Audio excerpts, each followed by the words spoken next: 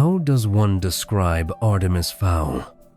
Various psychiatrists have tried and failed. The main problem is Artemis's own intelligence. He bamboozles every test thrown at him. He has puzzled the greatest medical minds and sent many of them gibbering to their own hospitals. There is no doubt that Artemis is a child prodigy. But why does someone of such brilliance dedicate himself to criminal activities? This is a question that can be answered by only one person, and he delights in not talking.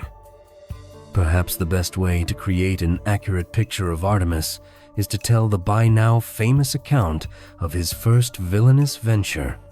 I have put together this report from first-hand interviews with the victims, and as the tale unfolds, you will realize that this was not easy. This story began several years ago at the dawn of the 21st century. Artemis Fowl had devised a plan to restore his family's fortune, a plan that could topple civilizations and plunge the planet into a cross-species war. He was 12 years old at the time.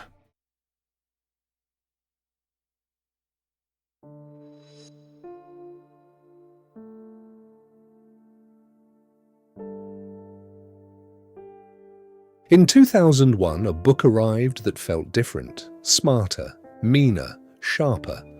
It starred a 12-year-old boy who wasn't a hero, didn't want to be one, and didn't care if you liked him. That book was Artemis Fowl. Nearly 2 decades later, Disney released Artemis Fowl, promising a blockbuster adaptation of a beloved fantasy series. What audiences received instead was not an interpretation, but an erasure. This is the story of how a film misunderstood its own protagonist, and how a graphic novel quietly proved that fidelity, not scale, is what makes an adaptation succeed.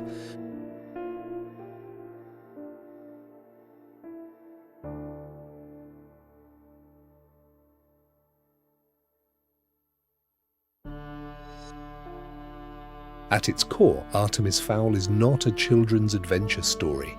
It is a heist novel, wrapped in fantasy, driven by intellect. Artemis is a criminal prodigy, a strategist who weaponizes information, a boy raised in isolation, money, and legacy. He kidnaps a fairy, not by accident, not out of desperation, but because he believes he can outsmart an entire hidden civilization. This matters, because Artemis's journey is not about discovering goodness, it's about earning it, slowly, painfully, and never completely. The tone is ironic, the humor is dry, the morality is intentionally uncomfortable. That discomfort is the point. Disney's Artemis is not a criminal mastermind. He is polite, reactive, emotionally expressive, fundamentally good. From the opening scenes, the film reframes Artemis as a misunderstood child destined for heroism. His brilliance is decorative, not dangerous. His schemes are reactive, not proactive. In the book, Artemis creates the conflict. In the film, the conflict happens to him. This single change collapses the entire narrative foundation. You cannot adapt Artemis Fowl. If Artemis is no longer frighteningly intelligent, Disney does not trust children with morally complex protagonists. The original Artemis is selfish. He exploits people. He manipulates allies. And crucially, he is often wrong. The movie replaces this with a missing father's motivation, a destiny narrative, a chosen child framework. These are shortcuts, emotional crutches. Instead of letting Artemis grow because of his flaws, the film removes the flaws entirely. What remains is not adaptation, it is replacement.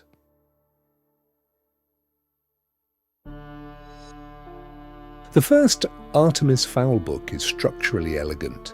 Discovery, planning, execution, escalation, and consequence. The film discards this in favour of multiple book plots merged together, an invented MacGuffin, and a rushed third act.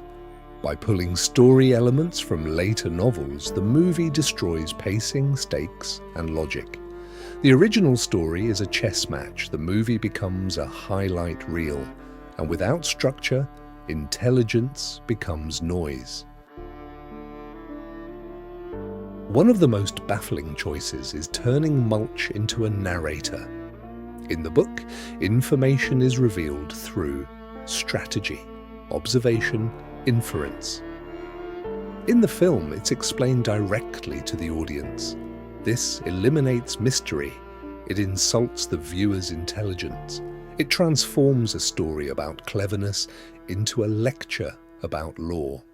A story about geniuses should never feel this dumbed down.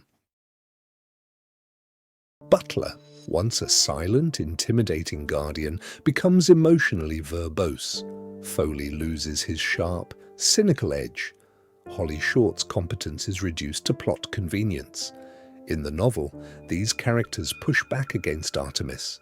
In the film, they orbit him. Tension vanishes, conflict dissolves. The world feels smaller.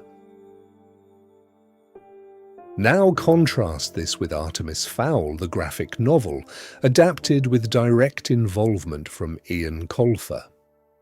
The graphic novel understands something the film does not. Adaptation is about translation, not transformation. The graphic novel preserves Artemis's original plan, the fairy kidnapping, the siege structure, and the moral tension. Compression occurs, but never distortion. Every scene serves the same narrative purpose as the novel.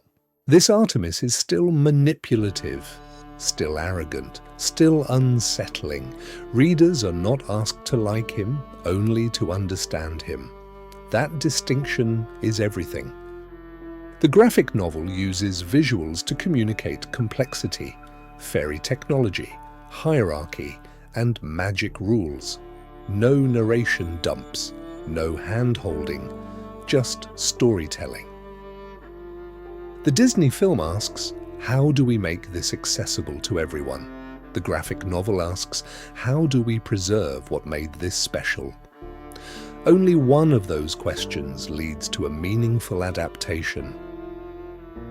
Artemis Fowl didn't fail because it was too strange. It failed because it was made ordinary.